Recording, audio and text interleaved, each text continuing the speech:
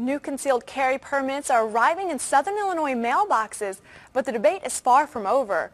Evening Edition reporter Alyssa is here with the story. One of those permits is now held by Mary Shepard. She fought the state's concealed carry ban after she was attacked 5 years ago. Shepard said she was very happy when she finally saw her concealed carry permit in the mail this week.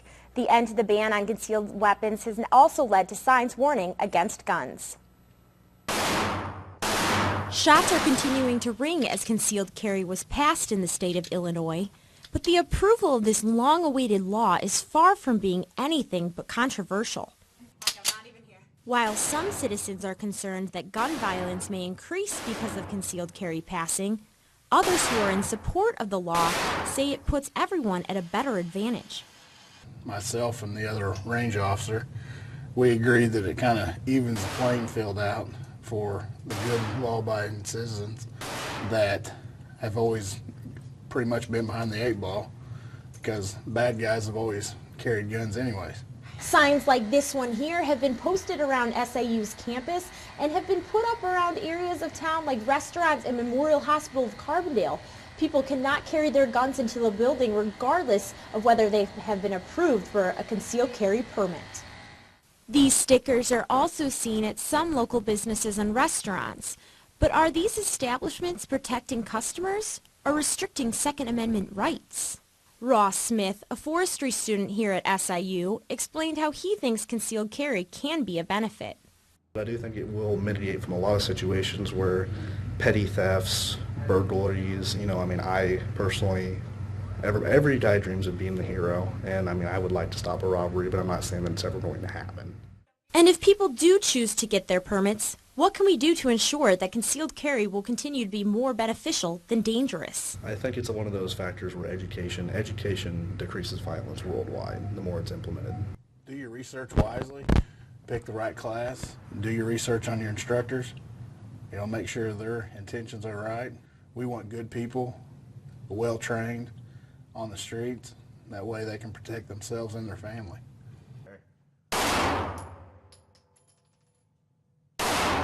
The institutions and businesses exempt from the law are required by law to post the no gun signs.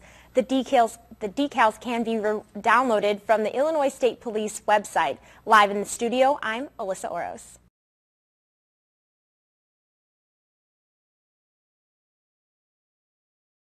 Chris Longo is a student here at SIU who experienced something no one should ever have to worry about. Felt like violated, just like someone pretty much, they used a card, but it's pretty much just taking money out of my pocket that I worked for. Chris is just one of hundreds of students who experience identity theft and fraud this year, which are the most common crimes committed on SIU's campus. I found out that there was a $389 charge at Journeys, $97 charge at Finish Line, and then $1.82 at Walmart. However, while these types of petty crimes have decreased in the past few years, Resource Officer Russell Thomas and Lieutenant Ryan House say drug and alcohol-related crimes have increased immensely. If you purely look at the numbers, our underage consumption arrests are up 1,000% or more, and our cannabis arrests are up more than 1,000%. So we are taking enforcement action because a lot of the crimes are related to alcohol and cannabis use. That contributes to a lot of these other more serious crimes. SIU police have utilized as many as 500 cameras and emergency response poles around campus to help manage and respond to university crimes. Well, obviously the cameras kind of help, but it's like a give and take. If you got cameras everywhere, it's kind of like you're being supervised everything you do. But in some certain situations, the cameras, they do help when stuff like this happens. Russell and Lieutenant House say that by having more officers on campus, it will lessen crime. We have people in every building now, pretty much, especially in the housing areas, because most crimes are committed by students, student-on students. So if we at least have our presence in these buildings, it's going to help deter crime. But most of all, they say students should be responsible and always be aware of their surroundings. We're all adults now, and People are responsible for their own safety. We can only do so much. We do the best that we can. If people would be responsible for their own safety, at least to some degree, everything would be much safer. A lot of the thefts would be knocked down. A lot of those crimes of opportunity would be erased. Reporting for River Region Evening Edition, I'm Alyssa Oros.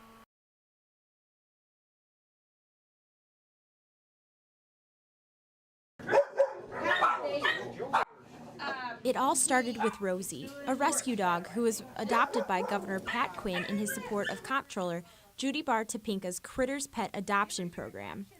Topinka created the program in 2011 to find homes for animals like Rosie and to avoid the costs of animal overpopulation and animal control efforts. Places like St. Francis Care in Murfreesboro are no-kill shelters that support these animals while they are waiting to be adopted. Diane Dodery, the president of the board of directors and co-founder of St. Francis Care in Murfreesboro, is thrilled that the governor and comptroller are urging Illinois residents to adopt pets from animal shelters. And we're getting more and more donations because we're not for profit. We rely totally on adoption fees and donations. So, you know, the awareness that they're giving shelters, and especially no-kill shelters, is awesome. So I think it's about time, but I'm very happy that they're supporting this. Dodery went on to explain the endless amounts of benefits of having a pet and why people should strongly consider adopting these animals. It's been proven that your blood pressure is lower if you own a pet, your stress level, your love. Everybody needs, you know, a hug a day, a kiss a day. They just give you so much unconditional love. Now, how, you know, you can be in a bad mood and come home to this, and how can you stay in a bad mood? St. Francis is currently in the process of getting a brand new 3,000 square foot facility. But until then, their focus is finding these adorable animals their forever home. Reporting for River Region Evening Edition, I'm Alyssa Oros.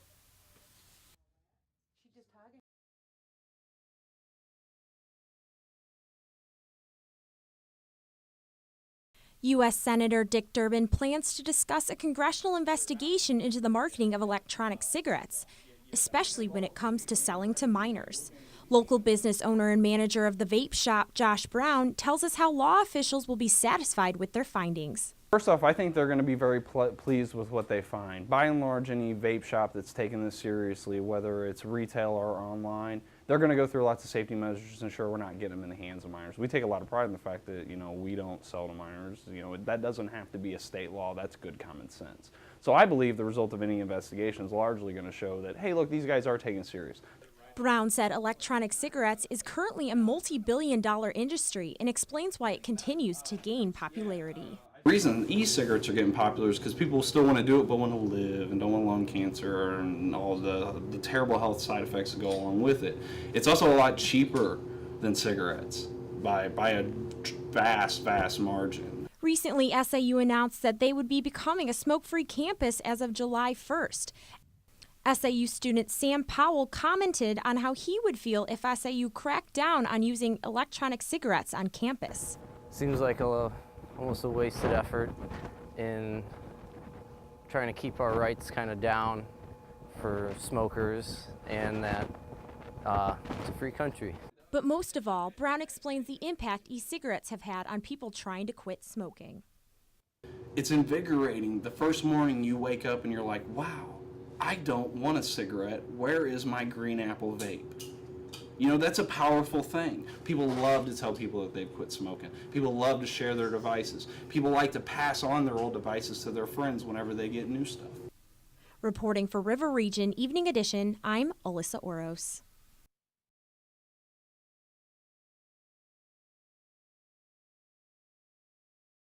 It's lunchtime at SIU, and students begin to flood the lower level of the Student Center to buy food from restaurants provided by the dining company Chartwell's. But as the assistant director of the Student Center, Sarah Van Voren, explains, the new dining plan will be implemented next semester.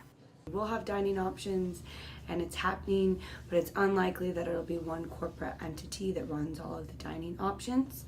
Van Voren says the new plan for SIU dining and catering can benefit student organizations in the future, as they can bring in prepackaged items from grocery stores or order items from a preferred catering list. As far as the catering piece, though, it's actually, instead of having one exclusive caterer, we're moving to having a preferred caterers list. So student organizations, departments, and off-campus groups will have an option of between 20 to 30 caterers to choose one to cater their events. Van Voren adds that restaurants like McDonald's, Starbucks, and Chick-fil-A will still remain at the Student Center. However, they hope to bring new vendors like Sabaro's Pizza and Panda Express to the mix. The new outside catering businesses to the Student Center will be able to start next week. However, the new vendors will not be able to service people until next school year. The best part about the new plan is that it will benefit students' wallets. I think that this change is going to be more affordable for student organizations, and I think it's ultimately going to drive more business to the Student Center. SIU has also been surveying students during the past month to determine which kinds of new restaurants and vendors students would like to see in the Student Center. Nutrition and dietetics major Jessica Brunner said that she would like to see healthier food options in local businesses in Carbondale in the Student Center. I think it'd be cool if we could get local businesses here and not as much fast food chains, but really I'd just like to see more healthy varieties. When students return for lunchtime in the fall, there will be new smells in the Student Center next semester. Reporting for River Region Evening Edition, I'm Alyssa Oros.